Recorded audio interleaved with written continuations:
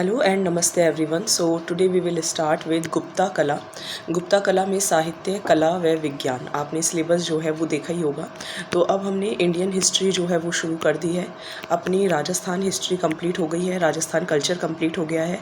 Indian history के कुछ 5 या 10 टॉपिक्स हैं, तो अगर हो सकेगा तो मैं आपको सिलेबस भी दिखा दूँगी। और अभी आज हम स्टार्ट करेंगे गुप्त काल, और गुप्त काल को आज हम कंप्लीट करेंगे। ठीक है, तो विद इन 10 डेज़ मेरा पूरा इंटेंशन है कि आपका ये जो इंडियन हिस्ट्री वाला पार्ट है वो ख़त्म हो जाए। तो चलिए, गुप्त काल में साहित्य, कला व विज्ञान। ऑब्वियसली गुप्त काल को एक गोल्डन पीरियड कहा जाता है, स्वर्णिम काल कहा जाता है। तो आज मेरा थोड़ा गला ख़राब है ना, तो इसके साथ थोड़ा सा आपको एडजस्ट करना पड़ेगा।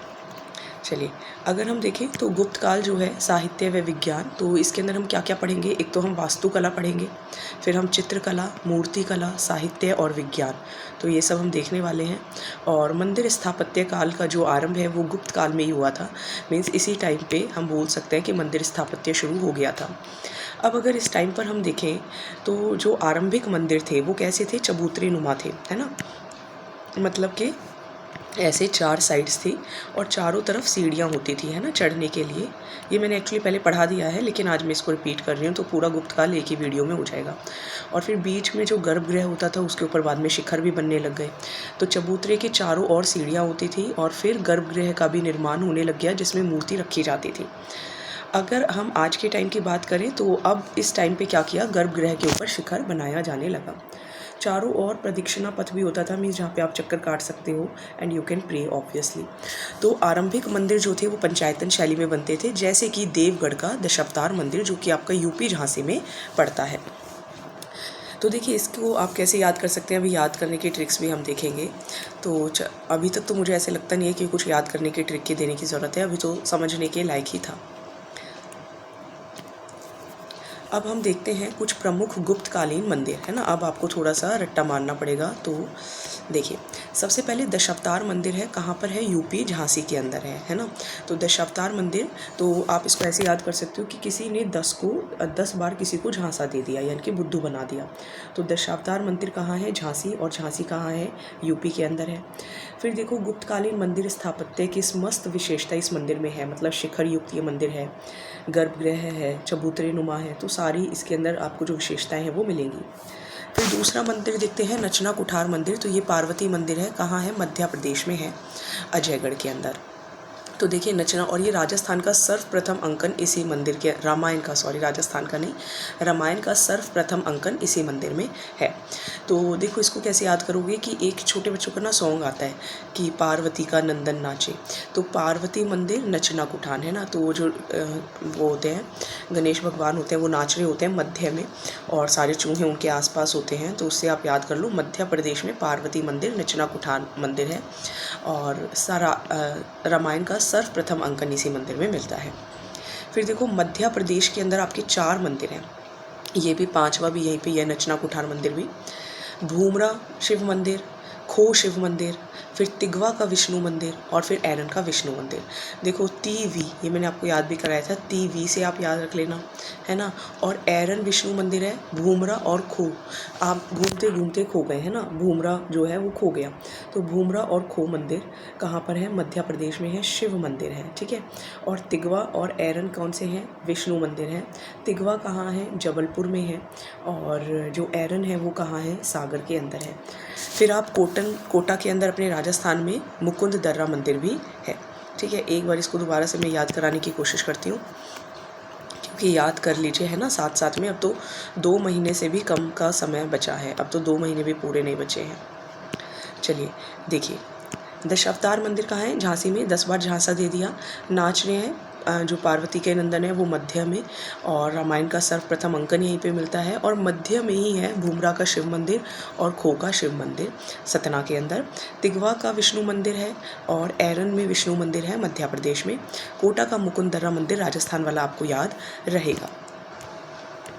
चलिए अब हम आ जाते हैं ईंटों से बने कुछ प्रमुख मंदिर पर। तो ईंटों से भी बने कुछ प्रमुख मंदिर हैं, जैसे कि सिरपुर लक्ष्मण मंदिर है छत्तीसगढ़ के अंदर। तो देखो सर पर छत होनी चाहिए, है ना। तो सिरपुर मंदिर कहाँ है, छत्तीसगढ़ में है, और ये लक्ष्मण मंदिर है, ठीक है। तो लक्ष्मण के सिर पर हमेशा छत थी, क्यों, राम की वजह से, तो आप ऐसे याद रख सकते हो। तो सिरपुर लक्ष्मण मंदिर रायपुर छत्तीसगढ़ में है। फिर देखो पहाड़पुर का मंदिर है राजस्थान के अंदर। फिर भीतरगांव का मंदिर कानपुर के अंदर है उत्तर प्रदेश में, जहाँ पे सबसे पहले मेहराबों का प्रयोग किया गया था। विग्राम मंदिर दिनाजपुर में ही है। ये बैन का मतलब है बांग्लादेश, ठीक है, दिस मीन्स बांग्लादेश। ये बांग्लादेश लिखा हुआ है, ठीक है, दिस इज़ बांग्लादेश। चलो आज तो मेरी राइटिंग बहुत ही अच्छी आई है लिखने में। तो बांग्लादेश का मंदिर कहाँ है, पहाड़पुर के अंदर है बांग्लादेश के अंदर। और कौन सा मंदिर है, विग्राम मंदिर है दिनाजपुर के अंदर। और पहाड़पुर का मंदिर कहाँ पर है, राजशाही बांग्लादेश के अंदर। 4 ईंटों के मंदिर बताए, एक तो सिरपुर छत्तीसगढ़ में, एक पहाड़पुर बांग्लादेश में, एक विग्राम मंदिर वो भी बांग्लादेश में है, एक भीतरगांव का मंदिर कानपुर के अंदर, ठीक है, याद हो जाने चाहिए। चलिए अब आ जाते हैं हम मूर्ति कला के ऊपर। ये वाला सॉफ्टवेयर आज थोड़ा सा अच्छा है। चलिए देखते हैं मूर्ति कला के केंद्र क्या क्या हैं। तो देखिए मूर्ति कला आपको 3 जगह जो है वो देखने को मिलेंगी। एक तो मथुरा में, एक पाटलिपुत्र में और एक सारनाथ में। कहाँ कहाँ, मथुरा में, पाटलिपुत्र में और सारनाथ में। गुप्तकालीन जो मूर्तियाँ हैं वो मौर्योत्तर कालीन मूर्तियाँ जितनी सुंदर नहीं हैं, लेकिन उनमें नग्नता का अभाव है। मीन्स हम ये नहीं बोल सकते कि गुप्तकालीन की जो मूर्तियां हैं वो बहुत सुंदर हैं, ज़्यादा सुंदर मौर्योत्तर कालीन जो हैं वो हैं, लेकिन इनमें देखो नग्नता का अभाव है, तो इस वजह से ऑब्वियसली वो इम्पोर्टेंस रखती हैं।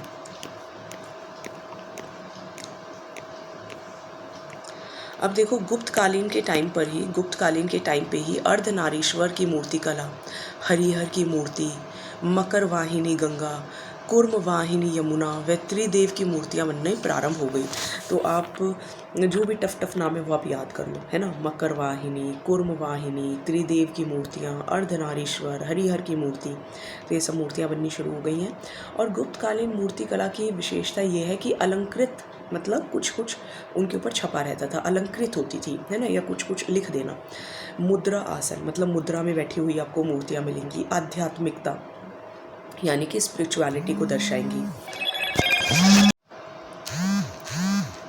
हाँ जी, तो अब हम कहाँ पर थे, हाँ, तो आध्यात्मिकता की मूर्तियाँ देखने को मिलती हैं। सरलता है ना, इतना आप मतलब कि बहुत ज़्यादा मतलब ये नहीं है कि आपको समझ नहीं आ रही, सरलता मूर्ति है। विशेष केश सज्जा यानी कि बालों का जो है उसमें बहुत सजावट आपको दिखाई देगी।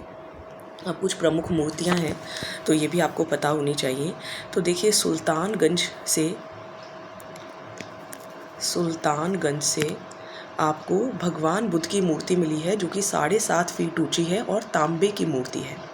उदयगिरी और ऐरन अभी हमने पढ़ा भी था, ऐरन के अंदर विष्णु मंदिर है, तो वह से याद रखिए वराह की मूर्ति उदयगिरी के अंदर और ऐरन में मिली है। सांची और सारनाथ में देखेंगे तो पाषाण मूर्ति, है ना, उत्तर पाषाण ये जो होते थे पाषाण काल, तो इस टाइम की मूर्ति मिली है।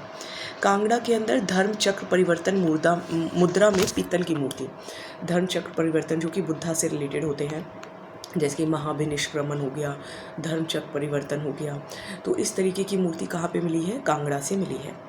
गुप्तकालीन मंदिरों में दशावतार एवं अप्सराओं की मूर्तियाँ भी मिली हैं। देवगढ़ से विष्णु की मूर्ति मिली है, ये हमने ऑलरेडी पढ़ लिया है। फिर काशी व कौशंबी से सूर्य की मूर्ति मिली है। तो काश हम भी सुबह जल्दी उठें और सूर्य को देखें, है ना, तो ऐसे आप याद कर लेना, देव विष्णु ही है। और कांगड़ा के अंदर धर्म चक्र परिवर्तन, सांची व सारनाथ में पाषाण, तो साप्पा, है ना, साप्पा से आप याद रख लो, क्योंकि देखो ये पेपर में आएंगे, पूछा जाएगा, तो इसलिए याद होना चाहिए। उदयगिरी और ऐरन में विष्णु के वराह की मूर्ति मिली है। अब आ जाते हैं हम गुप्तकालीन चित्रकला के अंदर, है ना, तो ये तो अपनी थी मंदिर कला।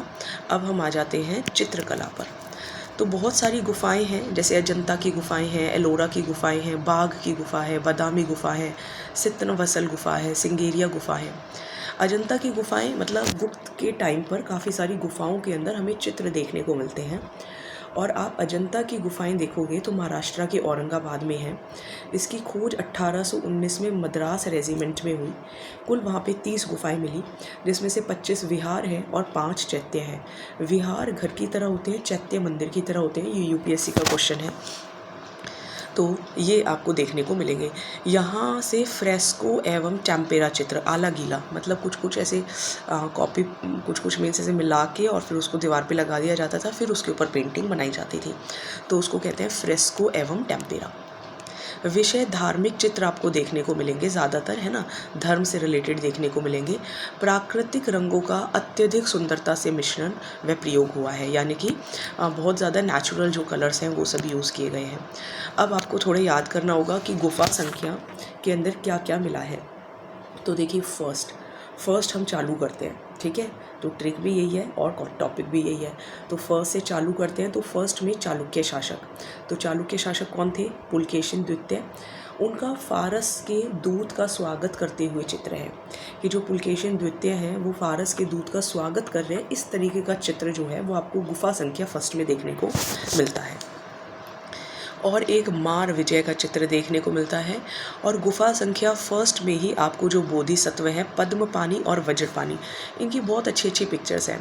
आप पद्मपानी की, वज्रपानी की जो पिक्चर्स हैं वो नेट पर देखिए, तो बहुत आपको देखने में अच्छी लगेंगी। तो ये सब जो पेंटिंग्स हैं वो कहाँ हैं? गुफा संख्या फर्स्ट में। तो फर्स्ट को चालू करते हैं। तो चालुक्य शासक पुलकेशिन द्वितीय फारस के दूत का स्वागत कर रहे हैं, फिर मार विजय का चित्र, और फिर बोधिसत्व, पद्मपानी व ब्रजपानी, वज्रपानी। सेकंड में क्या है? माया जो है वो स्वप्न देख रही है और उसके अंदर बुद्ध का जन्म होता है। तो ये पेंटिंग भी आपको गुफा संख्या सेकंड में देखने को मिलेगी। फिर एक ही सेकंड में आपको देखने को मिलेगी झूला झूलती राजकुमारी। तो ऐसे याद कर लो कि जो माया है वो स्वप्न देख रही है कि बुद्ध का जन्म हो रहा है और एक तरफ कोई राजकुमारी झूला झूल रही है, ठीक है, याद रह जाएगा। अब आ जाते हैं 9 और 10 में। तो ये सातवाहन शासकों के संरक्षण में बनी थी। इसके चित्र सबसे प्राचीन है ना। 9 और 10 सबसे प्राचीन है। 9 में आप क्या देखोगे कि एक स्त्री बैठी हुई है, उसका चित्र है, और पुजारियों के दल का स्तूप की ओर जाते चित्र है, ठीक है। तो एक कोई स्त्री है वो बैठी हुई है। ड्राइंग मेरी एक्चुअली बिल्कुल भी अच्छी नहीं है, देख के तो मैं फिर भी बना लेती हूँ, वैसे मुझसे बनती नहीं है।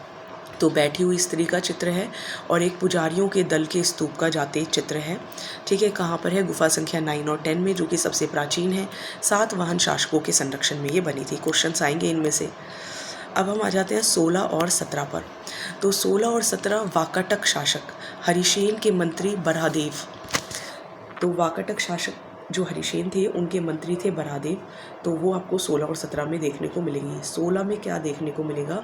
मरनासन राजकुमारी, मतलब ऑलमोस्ट गई है।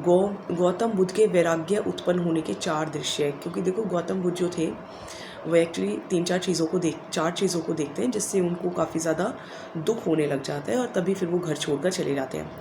एक जैसे शायद किसी बूढ़े को देख लेते हैं वो, फिर एक किसी को कोई बीमार है उसको देख लेते हैं, और 2 चित्र और देखते हैं। तो इससे उनको ये मतलब समझ में आ जाता है कि बहुत दुख है दुनिया में, और फिर वो इससे इतना मतलब परेशान हो जाते हैं कि फिर वैराग्य ले लेते हैं। तो ये सब जो है वो आपको कौन सी गुफा में देखने को मिलेगा? 16 में। 17 में महाभिनिष्क्रमण का चित्र, मीन्स जब वो चले जाते हैं। माता व शिशु का चित्र, यशोधरा व राहुल, है ना, वो उनकी तो पुत्र थे, यशोधरा के तो पुत्र थे, उनकी माँ का नाम यशोधरा ही था। उड़ती हुई अप्सरा देखने को मिलेगी। यहाँ पे चैत्यों की संख्या भी है, जैसे कि हमने पढ़े ना कि 5 जो हैं वो चैत्य हैं और 25 विहार हैं। तो 9, 10, 19, 26 और 30। तो अब इन गुफाओं को देखो हमें याद करना है, तो मैं थोड़ी बहुत ट्रिक आपको बनाने की कोशिश करती हूँ ताकि थोड़ी सी हेल्प हो जाए। तो फर्स्ट को तो हम देखो चालू कर लेते हैं, है ना। फर्स्ट को तो हम चालू कर लेते हैं। तो चालुक्य शासक कौन थे? पुलकेशिन द्वितीय थे, जो कि फारस दूत का क्या कर रहे थे? स्वागत कर रहे थे। फिर मार विजय का चित्र, पद्मपानी और वज्रपानी। सेकंड में क्या थी? माया स्वप्न देख रही थी। क्या देख रही थी? कि एक तरफ तो बुद्ध का जन्म हो रहा है और दूसरी तरफ राजकुमारी झूला झूल रही है। तो ये हमने सेकंड में किया था। फिर 9 और 10 क्या बताया था? कि 9, 10 आप याद कर लो कि भाई 9, 10 स्त्री हैं वो बैठी हुई हैं, है ना। कोई 9, 10 स्त्री हैं और वो बैठ के क्या करेंगी? भाई बातें करेंगी, है ना। मोस्टली गप्पे शप्पे ही मारेंगे, तो बातें करेंगी। तो ये तो बड़ी प्राचीन बात है। तो सबसे प्राचीन देखने को मिलते हैं 9, 10 और 7 भी आप इसी में याद रख लो कि सातवाहन शासकों के चित्र देखने को मिलते हैं। और पुजारियों के दल का स्तूप की ओर जाते हुए चित्र देखने को मिलता है। 16 और 17, तो देखो 16 है ना, तो वाकाटक शासक हरिसेन के मंत्री बरहादेव, ये तो बरहादेव तो देखो नाम है ना। तो बरहादेव के जो मंत्री थे, जो हरिसेन के जो मंत्री थे बरहादेव, तो उन्होंने इनका निर्माण करवाया और उन्होंने इनको बचाया भी। गुफा संख्या 16 में तो देखो कोई राजकुमारी है और वो 16 की एज में मर जाती है, तो मरनासन, और वो मर गई तो गौतम बुद्ध को वैराग्य हो गया है ना, याद कर लेंगे। तो मरते हुए इंसान को भी देख के उनको दुख हुआ था, ठीक है, कि फिर जीवन में क्या है। तो इस तरीके से उनको 4 चीज़ें देखकर वैराग्य उत्पन्न हुआ था। तो गौतम बुद्ध के वैराग्य उत्पन्न होने के 4 दृश्य हैं। राजकुमारी जो है वो मर जाती है, ऐसे आप याद रख लो गुफा संख्या 16 में। 17 में क्योंकि वो मर गए हैं तो फिर अब वो क्या करेंगे, चले जाएंगे। तो गुफा संख्या 17 में महाभिनिष्क्रमण का चित्र है। और ये चित्र है कि यशोधरा अपने बेटे राहुल को, वो एक्चुअली जब सब मतलब घर के अंदर जब सब सो रहे होते हैं तो वो चले जाते हैं, उड़ती हुई अप्सरा उनको ले जाती है, ठीक है, ऐसे आपको याद रह जाएगा। चैत्यों की संख्या 9, 10, 19, 26 और 30। अब आ जाते हैं, ये हमने कौन सी देखी थी, ये हमने देखी थी अजंता की गुफाएं। अब हम आ जाते हैं बाघ की गुफाएं। तो ये कहाँ पर है, ग्वालियर मध्य प्रदेश में है। विषय वस्तु लौकिक, डेंजर फील्ड, ठीक है, बड़ा डेंजर है जहाँ पे बाघ हो, तो डेंजर फील्ड ने इसकी खोज की। टोटल यहाँ पे 9 गुफा मिली है। एक ग्रह गुफा है ना मध्य प्रदेश में, पंच पांडु गुफा है, रंग महल गुफा है, पाठशाला गुफा है, हाथी खाना गुफा है। सुरक्षित केवल 4 और 5 ही हैं, यानी कि रंग महल और पाठशाला जहाँ पे बच्चे पढ़ते हैं, तो आज भी पाठशाला चलती हैं, और रंग महल ही आप याद रख लीजिएगा। बाकी पंच पांडु अब नहीं है ना, हाथी खाना भी अब नहीं है, ग्रह भी अब नहीं है। फिर आ जाते हैं एलोरा औरंगाबाद मध्य प्रदेश में है, और राष्ट्रकूटों ने इसको बनवाया था, ठीक है, एलोरा की केव्स। राष्ट्रकूट, RA से राष्ट्रकूट। तो यहाँ पे 34 गुफाएं हैं, है ना, 3, 4, R से आप याद रख लो 3, 4, 3, 4 गुफाएं हैं। तो 34 गुफाएं हैं, सॉरी 3, 4 नहीं, 34 गुफाएं हैं। 1 से 12 तक आप क्या देखोगे, अलग अलग धर्म को रिलेट कर रहे हैं। 1 से 12 तक आपको बौद्ध धर्म की गुफाएं देखने को मिलेंगी। फिर 13 से 29 तक, 13 से 29 तक हिंदू धर्म की, और फिर 30 से 34 तक जैन धर्म की। तो हिंदू बीच में है, तो उससे पहले बौद्ध है और उसके बाद जैन है। 1 से 12, फिर 13 से 29, फिर 30 से 34। तो बौद्ध की हो गई 12, है ना, और हिंदू की कितनी हो गई, 17 हो गई, और जैन की कितनी हो गई, 5 हो गई, ठीक है। तो इस तरीके से हो गई है। अब आ जाते हैं, ये अपनी हो गई क्या, मूर्ति कला, है ना, ये अपनी हो गई चित्रकला जो है वो हमने कंप्लीट कर लिया है। तो ये हमारा चित्रकला जो है वो कंप्लीट हो गया है ना। मंदिर कला भी हमने कर लिया है।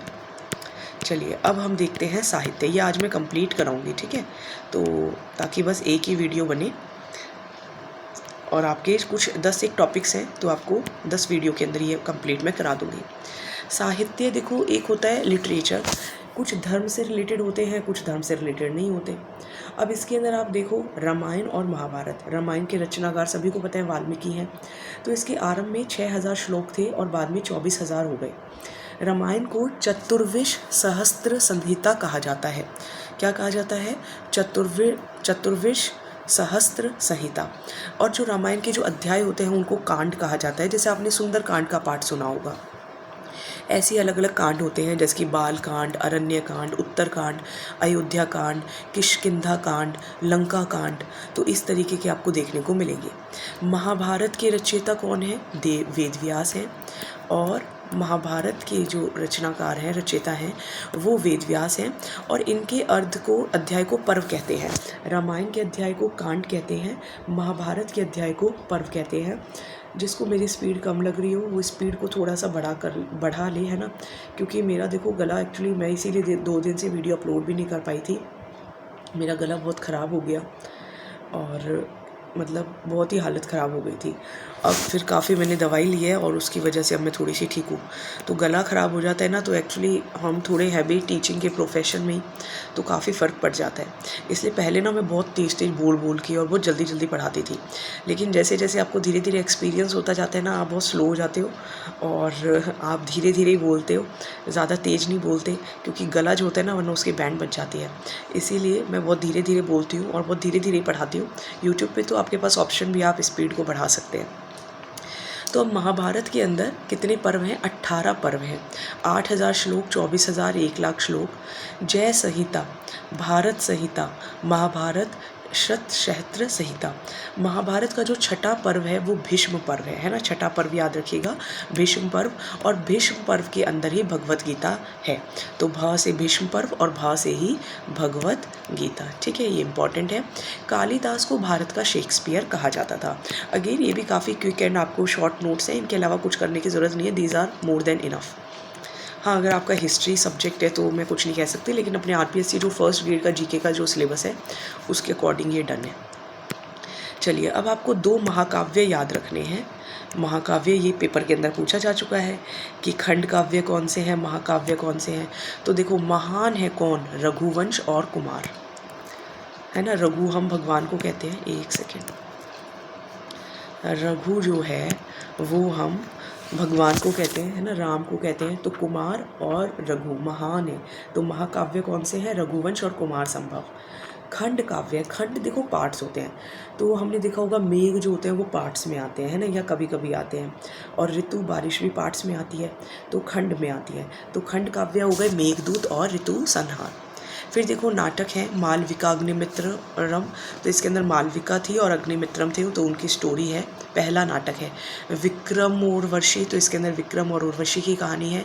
अभिज्ञान शकुंतलम, तो ये अंतिम नाटक है। तो 3 नाटक हो गए, नेम जो है वो 2 जुड़ कर है, मालविका अग्निमित्रम, विक्रम और उर्वशी, अभिज्ञान शकुंतलम। अब जो जर्मन कवि गैटे थे, उन्होंने अभिज्ञान शकुंतलम की प्रशंसा की है, ठीक है, कि उनको बहुत अच्छा लगा जर्मन के कवि गैटे को, जर्मन कवि गैटे को तो बहुत अच्छा लगा अभिज्ञान शकुंतलम। अब देखो वत्स भट्टी, तो इसका फर्स्ट कहाँ गया? हाँ देखो, ये फर्स्ट है।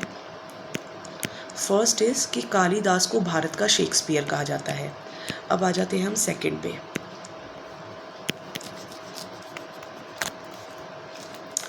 आज जो सॉफ्टवेयर है वो थोड़ा ज़्यादा अच्छा है, या शायद ये डॉक्यूमेंट्स के अंदर है, तो आज अच्छा है। अब देखो वत्स भट्टी रावण वध, तो देखो भट भट करके रावण को मार दिया, तो वत्स भट्टी रावण वध। अमर सिंह अमर कोश, तो अमर अमर से याद रह गया। विशाख दत्त ने क्या लिखी है? मुद्रा राक्षस और देवी चंद्रगुप्तम, बहुत इंपॉर्टेंट है। तो देखिए विशाख दत्त ने मुद्रा राक्षस और देवी चंद्रगुप्तम, वेरी इंपॉर्टेंट। वात्सायन ने कामसूत्र, है ना, तो हमें वात्सायन होनी चाहिए किससे? अपने काम से। विशाख दत्त ने मुद्रा राक्षस और देवी चंद्रगुप्तम। दंडी ने दश कुमासरित और काव्यदश, तो देखो उसे दंड मिलेगा जो कविताएं नहीं सुनाएगा, है ना। और कितने दंड मिलेंगे? 10 दंड मिलेंगे। तो दंडी ने काव्यदश 10 है और 10 कुमासरित 10 है।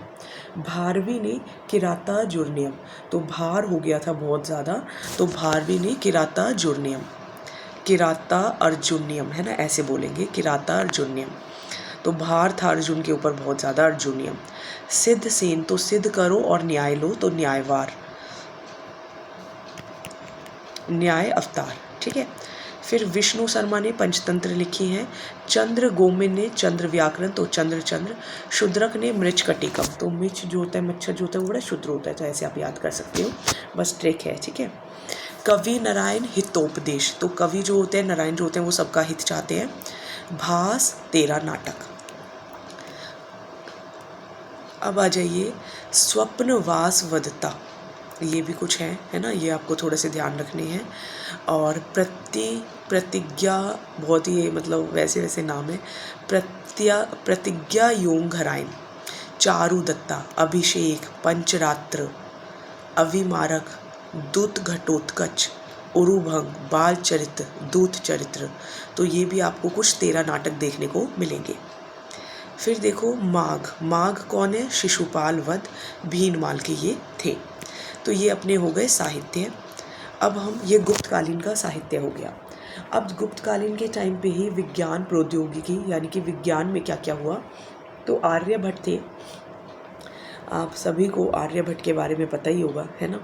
जन्म इनका पाटलिपुत्र में होता है, नालंदा से ये शिक्षा प्राप्त करते हैं। इन्होंने ही बताया सूर्य ग्रहण और चंद्र ग्रहण के बारे में। त्रिभुज का क्षेत्र निकालने का सूत्र इन्होंने दिया, आर्यभट्ट ने। तो काफ़ी इम्पॉर्टेंट ये पर्सनालिटी है। इन्होंने इसका मान बताया, है ना। आई थिंक इसको लैम्डा बोलते हैं, तो इसका मान बताया। इन्होंने ये बताया कि सौरमंडल का जो केंद्र है वो सूर्य है और पृथ्वी उसका ग्रह है जो उनके आसपास चक्कर काट रहे हैं। इन्होंने पृथ्वी की त्रिज्या बताई कि रेडियस क्या है। इन्होंने खगोल विज्ञान व गणित को अलग अलग बताया कि खगोल विज्ञान अलग है, I think it is related to geography, और मैथ्स अलग है। ठीक है, तो इन्होंने क्या क्या बताया है। तो इनका जन्म कहाँ हुआ? पहली बात तो पाटलिपुत्र में हुआ, नालंदा से इन्होंने शिक्षा प्राप्त की। फिर सूर्य ग्रहण और चंद्र ग्रहण के कारणों का पता लगाया, और फिर क्षेत्र निकालने का, यानी कि मैथ्स भी बता रहे हैं, साइंस भी बता रहे हैं। फिर इन्होंने लैम्डा का मान बताया, ये बताया कि सौरमंडल का केंद्र, फिर उसकी त्रिज्या बताई, और खगोल और उसको अलग अलग इन्होंने बताया। कुछ इनकी पुस्तकें हैं जैसे कि आर्यभट्टियम, तो ये तो इनके नाम से ही है। सूर्य का सिद्धांत इन्होंने दिया है। दशगिति का सूत्र और गोला सूत्र इन्होंने दिया। ठीक है, तो दशगिति का सूत्र और गोला सूत्र भी आपको ध्यान रखना है। अब आ जाते हैं वराह मिहिर। तो इनका जन्म होता है उज्जैन में। वराह मिहिर ने पंच सिद्धांतिका दी। टीकाकर भट्टोत्पल, इसमें 5 ज्योतिष सिद्धांत इन्होंने दिए।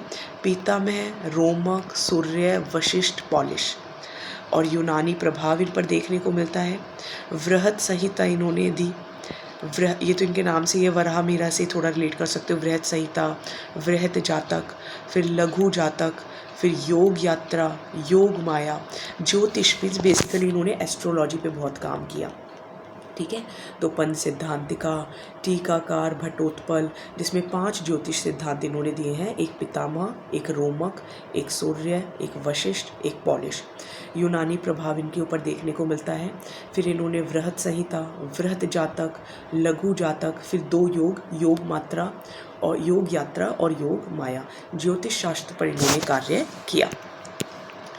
अब आ जाते हैं भास्कर प्रथम पर। तो देखिए भास्कर प्रथम, एक सेकेंड, हाँ ये हम विज्ञान प्रौद्योगिकी पढ़ रहे हैं। अब आ जाते हैं भास्कर प्रथम। तो देखिए भास्कर प्रथम जो थे वो 600 ईस्वी, 600 ईस्वी, और आर्यभट्ट की पुस्तकों पर कार्य किया एवं आर्यभट्ट के सिद्धांतों को सही माना। वही आर्यभट्ट जिन्होंने लैम्डा का मान दिया, सूर्य को केंद्र बताया, पृथ्वी की त्रिज्या बताई, ठीक है, और जिन्होंने क्षेत्रफल बताया, तो उनको इन्होंने माना, भास्कर प्रथम ने। तो ये प्रथम थे जिन्होंने उसको माना और उनको स्वीकार किया। इन्होंने एक अपने नाम से ही वृहत भास्कर लिखी और एक लघु भास्कर लिखी। तो दोनों इनके नाम आ रहे हैं, भास्कर भास्कर, वृहत भास्कर और लघु भास्कर। फिर देखिए ब्रह्मागुप्त। तो ब्रह्मगुप्त भीनमाल के थे, तो ब और भ एक जैसे ही हैं। और ब्रह्म स्फुट सिद्धांत दिया, खंड खादक, ध्यान गर्भ, गुरुत्वाकर्षण का सिद्धांत दिया, है ना। ग्रेविटी का इन्होंने बारे में बताया कि इस पूरे ब्रह्मा में ग्रेविटी जो है वो काम करती है, तो इसके ऊपर ध्यान से आप सुनो। तो ब्रह्मा स्फुट सिद्धांत, ध्यान गर्भ, गुरुत्वाकर्षण, खंड खादक। अब आ जाते हैं भास्कराचार्य द्वितीय। तो भास्कराचार्य द्वितीय जो थे वो 12वीं शताब्दी के भास्कराचार्य जो थे वो गणितज्ञ थे। ठीक है, अभी हमने क्या पढ़े? अभी हमने ब्रह्मगुप्त पढ़ा, और उससे पहले जो हमने पढ़ा था वो भास्कर प्रथम पढ़ा था। ये आप ध्यान रखिएगा थोड़ा सा।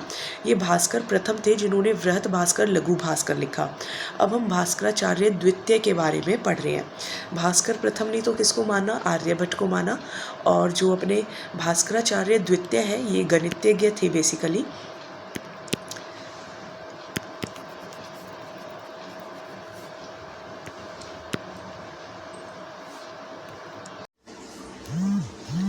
सो भास्कराचार्य द्वितीय यानी कि 12वीं शताब्दी के ये क्या थे, गणितज्ञ थे, है ना, ये ध्यान रखिएगा, गणितज्ञ थे। और इनकी पुस्तकें हैं सिद्धांत शिरोमणि, 4 भाग में है, जैसे कि लीलावती गणितज्ञ, गोलाध्ययन, गणिताध्ययन, बीज गणित। तो देखो ये तो गणित ही हो गए, है ना। तो भास्कराचार्य जो आचार्य हैं वो क्या पढ़ाते हैं, गणित पढ़ाते हैं। तो गणित पढ़ाते हैं, गोलाध्ययन कराते हैं, है ना। और इन चारों वर्ड्स में आप देखोगे तो गणित जो वर्ड है वो आपको नज़र आ रहा होगा, है ना। जैसे इसमें देखो आप गणितज्ञ हो गया, इसमें गणित हो गया, इसमें गणित हो गया। तो भास्कराचार्य गणितज्ञ थे। अब आ जाइए सुश्रुत। तो ये शल्य चिकित्सा यानी कि जो अपना इससे रिलेटेड होता है, मेडिसिन से रिलेटेड, ठीक है, यानी कि अपनी चिकित्सा से रिलेटेड हो गया ये। धन्वंतरी निघंटु आयुर्वेद, आयुर्वेद के बारे में इन्होंने लिखा, धन्वंतरी ने, है ना, ये तो पता ही होगा। वाग्भट ने अष्टांग हृदय के बारे में, ये इनका साहित्य है। पालकाप्य ने हस्तायुर्वेद यानी कि हाथियों की चिकित्सा, किसने, हाथियों को कौन पालेगा, बड़ा मुश्किल है पालना, तो पालकाप्य हाथियों की चिकित्सा। श्रीधर ने त्रिशती, तो श्रीधर है ना, ये आप देखो श्रीधर है और इसी से ही आप त्रि बना लो, तो श्रीधर ने त्रिशती। अब गुप्त काल में जो नवीनतम है आयुर्वेद नामक ग्रंथ की रचना हुई है। अब देखते हैं दर्शन। तो एक है आस्तिक दर्शन और एक है नास्तिक दर्शन। तो आस्तिक दर्शन देखेंगे तो षड दर्शन है। नास्तिक दर्शन, आस्तिक में क्या है, पूर्व मीमांसा, जो किसने लिखा है, जैमिनी ने लिखा है, ठीक है, पूर्व मीमांसा जैमिनी। तो जर्मनी बड़ा पुराना हो चुका है, तो पूर्व मीमांसा जैमिनी। नास्तिक में बौद्ध दर्शन, क्योंकि वो मूर्ति पूजा पर कम वो फोकस करते हैं और थोड़ा सा मतलब एजुकेशन पर, नॉलेज पर। फिर आप देखो पहले हम नास्तिक वाले पढ़ लेते हैं, जैन और चार्वाक, ठीक है। तो ये वेद्यों को नित्य व अप्रामाणिक मानते हैं, जबकि आस्तिक में आप देखोगे तो उत्तर मीमांसा जो बादरायण, तो उत्तर बाद में देना, सांख्य कपिल मुनि ने दिया है, योग पतंजलि ने दिया है, न्याय गौतम और वैश्विक कनाद व उलुक। तो ये हो गया है अपना